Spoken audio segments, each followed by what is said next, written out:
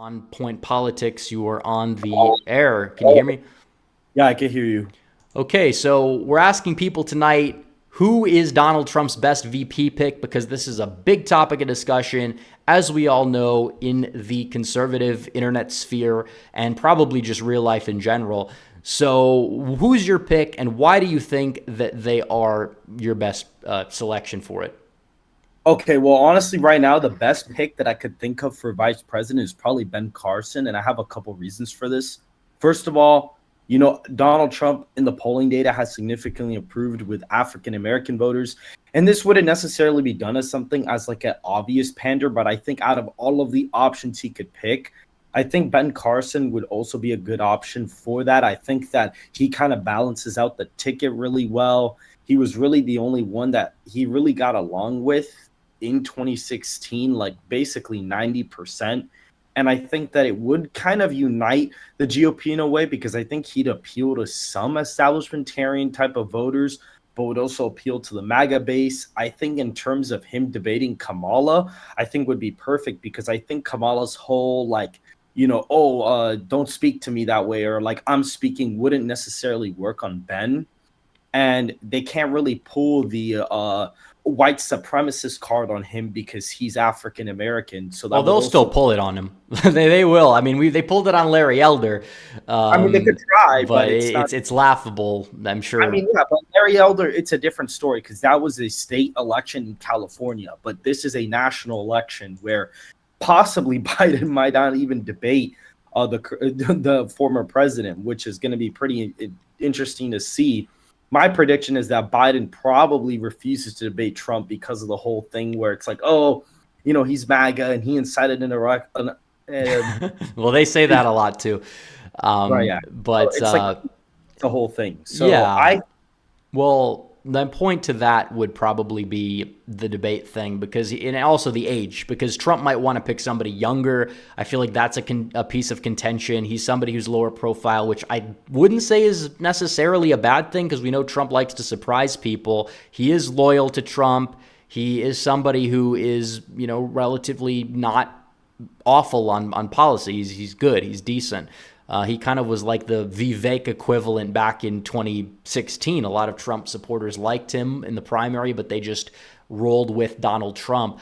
I will say the debating thing is a potential issue because while it is true that he comes off as soft and calm, and it could be a good thing that he would kind of neutralize Trump's personality, which I think it'd be less of a need now than it would back in like 2016 because Trump is more chill, usually rhetorically now.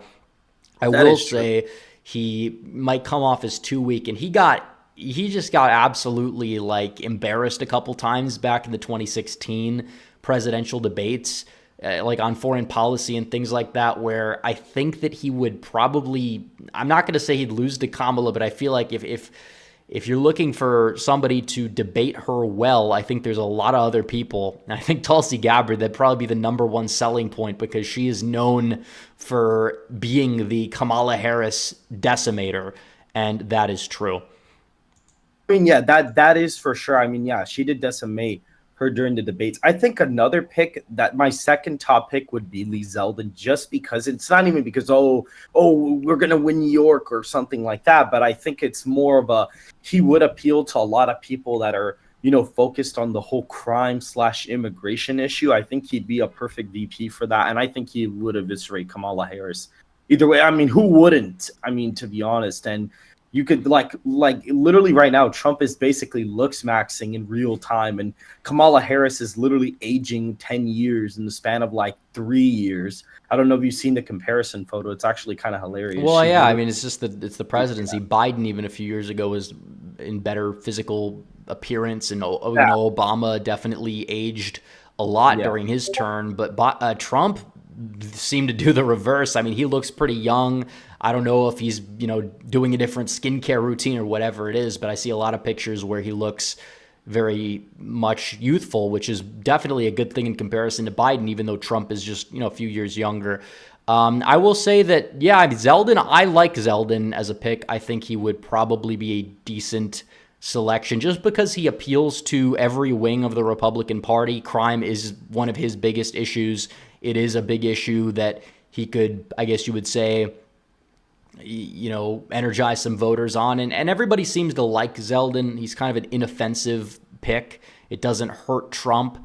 And he probably could. I mean, he's decent when it comes to the debate stage as well. He's not like the best debater in the world, but he handled Hochul very well. I think he could easily take care of Kamala Harris, better than Pence for sure in that department. And he's also somebody that has been somewhat I would say loyal, not the most loyal, but he's been around for a while. So I will say that he's a good pick. I think in terms of the map that you have up on the screen right now, I think that is fairly accurate. Now, again, the swingometer is kind of weird because their metrics and their demographics are kind of off. Like Wisconsin on that map, for some reason, is always closer than like Michigan. In Colorado, too, is another one. It's a bad, they have weird demographics on that. But right now, my current election model currently has the election at 312 to 226 as of right now. It uses like the RCP average. It uses Biden's the approval rating. It uses like how far the popular vote swings in a certain direction. It uses trends, the swings in every state, the polling averages. And I currently have the election at 312 to 226. Biden would basically have to win the popular vote by like 3 to even have a chance. At that point, the election on my model becomes like 278 to 260 or something like that. But he'd have to win it by over 3 points to even win. And as of right now, it's not 100% guarantee. More than likely, his best case scenario is probably winning it by 2.5 or something like that. Yeah, Turnout's going to be a lot lower, in my opinion, than last cycle. A lot of people, especially college-educated voters, I think that's going to go way down in turnout, which might actually help Trump because a lot of people who aren't going to turn out are a lot of people that probably would have voted for Biden. Exactly.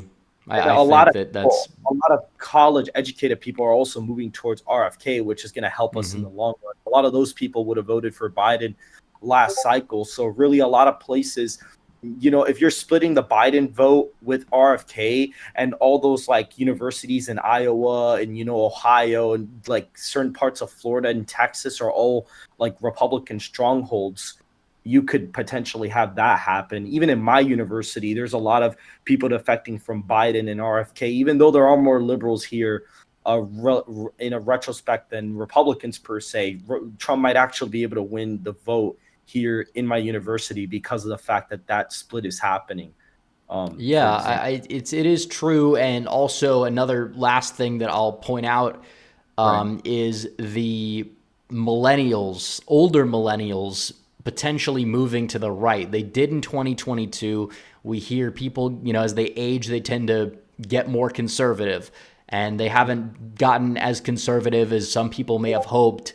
But you are starting to see some of those people in their late 30s, early 40s, they are moving to the right somewhat, which arguably would help out Donald Trump as well in some of these places. I don't think you're going to have, even in 2020, you didn't see as big of a shift or at least a trend in the suburbs as you saw from 2012 to 2016 in places like Dallas and other places nationwide, aside from like Rust Belt suburbs or more blue collar suburbs. So there was that. But anyways, on point politics. Thank you for coming on. I appreciate the call.